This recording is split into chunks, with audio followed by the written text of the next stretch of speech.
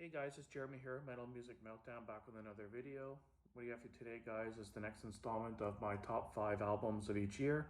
If you're new to the channel, I've been doing a series of my top 5 favorite albums starting back in 1970 when heavy metal began, and working my way through each year until to current date 2021. And this episode, guys, we're at 1978. And some good albums this year. It wasn't as hard for me to narrow it down to top 5 this year. Some of the other years had some more albums that I liked, I guess, and I found it harder to narrow down. But this year wasn't as bad. I know when I get into the 80s, it's going to be pretty tough. But let's jump right in, guys. If you are new to the channel and you want to check out more of the series, definitely hit the subscribe button down below and give the video a thumbs up if you enjoy the video. So my first album for number 1975 at number 5 will be Rush's Hemispheres. Great album. One of my favorite Canadian bands, fucking Canada. I'm from Toronto myself.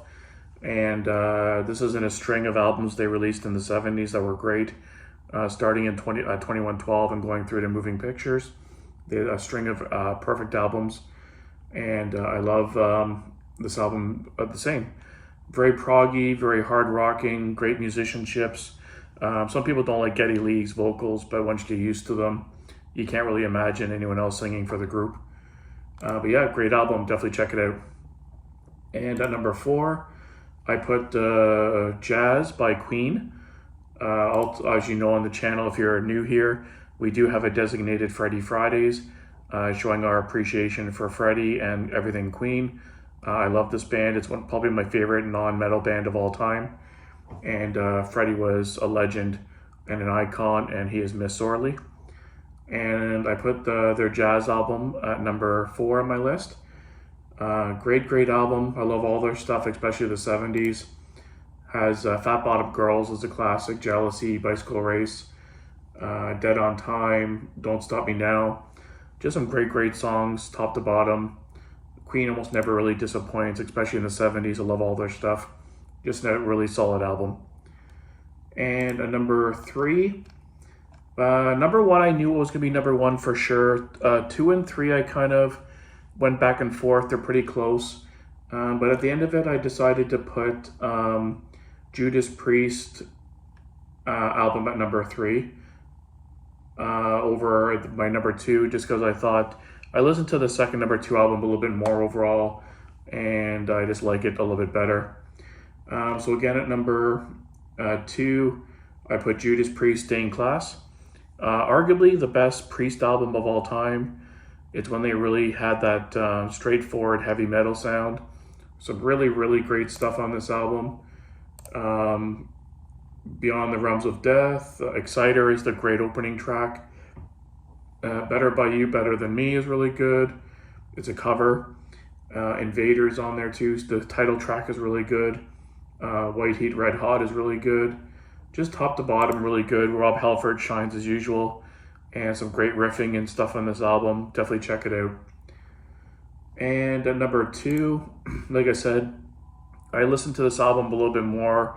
And the first 2 albums from this band are 2 of my favorite albums almost of all time. And at number 2, I put Rainbow, Long Live Rock and Roll. Fucking great album. Of course, Ronnie James Dio on vocals, rest in peace. One of my favorite vocalists of all time. And it had some really great songs. Gates of Babylon is an epic song. It's incredible. I never get sick of that song. It's so good. The title track is good. Lady of the Lake, LA Connection, Kill the King. Top to bottom, it's an impressive album. It's almost perfect. It's not very long. It's about 40 minutes, but it's just a solid album. When you have guys like Blackmore and Ronnie James Dio, Cozy Powell, all in the same band, you can't really make a bad album with that lineup. And at number 1, guys, I guess before I get to that, just my honorable mentions, a couple that didn't quite make the list. AC/DC had Power Age that year, and Foreigner had Double Vision. Boston had Don't Look Back. Scorpions had the live Tokyo tapes as a big one for a live album. All four Kiss members had solo albums that year. They're okay, but they didn't really jump out at me that much.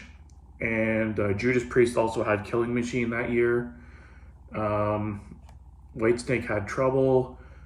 Alice Cooper had From the Inside, was a big one as well. UFO had Obsession, was on there that year as well. But what I decided to go for number one, guys, arguably the best hard rock debut of all time. It's right up there. It's Van Halen's self-titled debut. It's an incredible album. When Edward, King Edward, changed the sound of guitar forever, and people have been chasing his tone ever since. And with songs like Running with the Devil, I love, the Eruption, the named solo, You Really Got Me, Ain't Talking About Love, I'm the One, Atomic Punk is a really heavy metal kind of song, On Fire, Ice Cream Man, Little Dreamer, Feel Your Love Tonight, just top to bottom. This is a perfect album. It's so good. The vocals are incredible. Guitar work is amazing. I never get sick of this album. It's definitely, if not the best hard rock debut of all time, it's definitely in the top three. The other ones that kind of come to my mind right away, like Montrose would be another one that's kind of in the same vein. That's really, really good. The Badlands debut, Bad Company.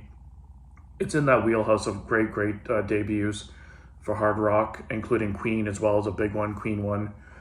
But yeah, it's definitely my top three all-time hard rock debuts. So yeah, that's my list, guys. Let me know down below what your top 5 are for 1978. And if there's any bands or albums I might have forgotten about or missed. And if you want to see again the next edition, 1979, stay tuned and hit the subscribe button and hit the notification bell just to get notified when the next video will be up. And until next time, guys, keep it metal.